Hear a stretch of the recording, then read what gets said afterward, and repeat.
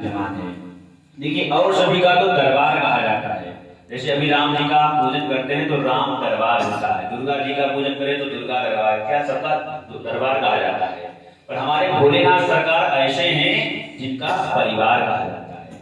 क्यों परिवार कहा जाता है? क्योंकि परिवार में एकजुट रहकर कितनी भी विषमताएं हों, एकजुट मिलकर आप रहेंगे, प्रेम जिसमें रहेगा तभी हमारा आपका परिवार कहा जाएगा।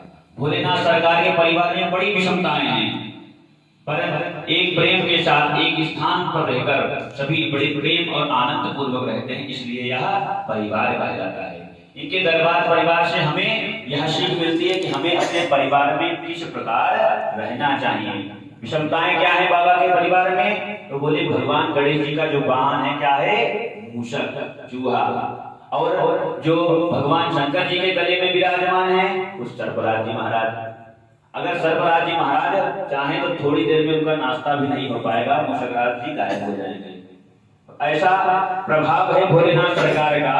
जो भगवान शंकर जी के गले में जो सर्पराज विराजमान है वह अपना स्वभाव छोड़कर, जो उनका स्वभाव है कि मूषक आदि का भक्षण करना, जो उनका भोजन है वह अपना स्वभाव छोड़कर आनंदित होकर परिवार के साथ रहते हैं। उसी प्रकार भगवान कार्तिकेय का जो वाहन है, जो भगवान शंकर जी के ज्येष्ठ पुत्र हैं, इनको कार्तिकेय, षडानन, स्वामी भगवान आदि नामों से हम सभी लोग जानते हैं।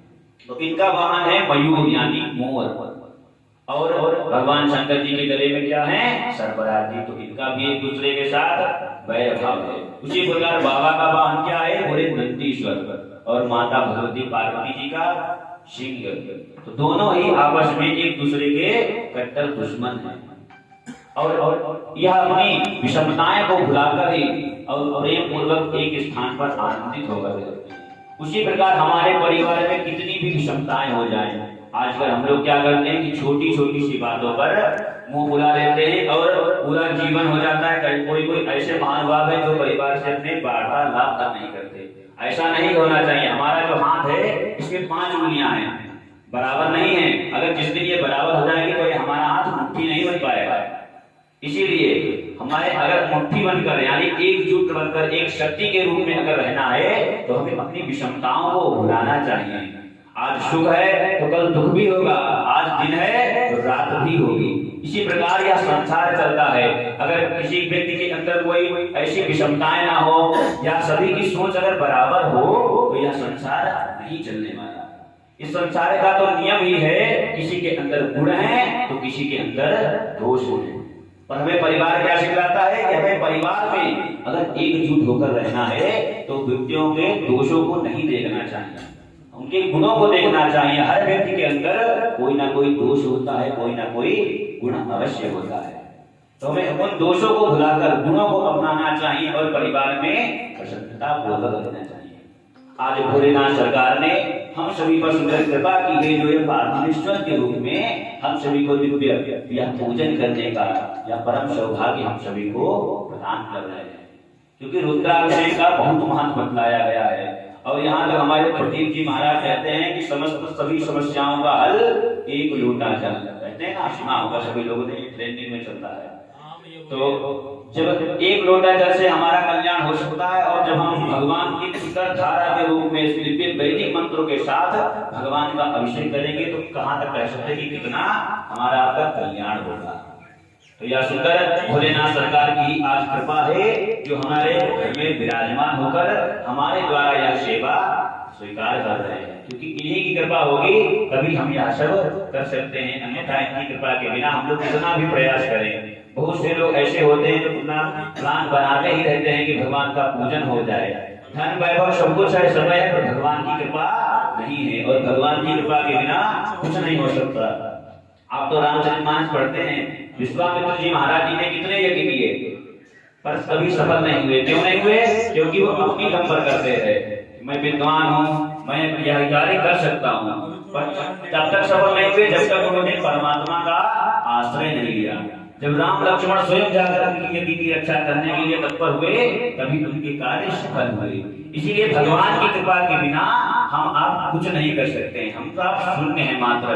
कहते हैं राम नाम को अंक है, सब साधन है शून्य, अंक गए कछु हाथ ना, अंक रहे कश शून्य। हम आप शून्य हैं और शून्य के अगर आगे एक डंडा लग जाए, एक अंक अगर लग जाए तो हम लोगों की संख्या दशमलव में परिवर्तित हो जाती है। शून्य फिर चाहे जितने बढ़ाओ, अगर अंक रूपी राम लग गया तो फिर जीरो जहां जितने बढ़ाते रहो वह संख्या हजारों करोड़ों अरबों में बढ़ जाएगी।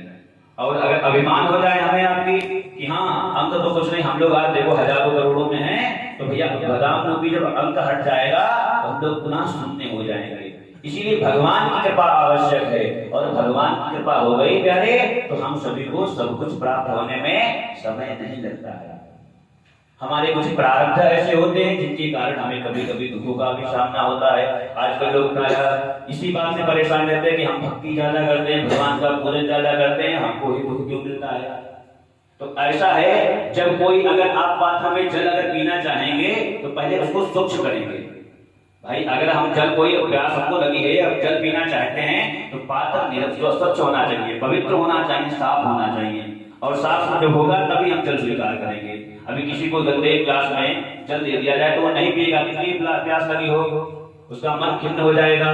पर जब पात्र पवित्र होगा, स्वच्छ होगा, तो उसमें जल पीते हुए आनंद आएगा, जल का आनंद और बढ़ जाएगा। उसी प्रकार जब हम परमात्मा की शरण में जाएंगे तो परमात्मा हमें स्वीकार करने के पहले क्या करते हैं, हमको स्वच्छ करते हैं। जो हमारे दोष हैं उनको धुलते हैं, जो हमारे पाप हैं उनको मिटाते हैं, और जब हम परिपक्व स्वच्छ हो जाते हैं एकदम, तब हमें परमात्मा स्वीकार करते हैं। यही हमारे दुखों का मूल कारण है। इसीलिए हम सभी को दुख प्राप्त होते हैं।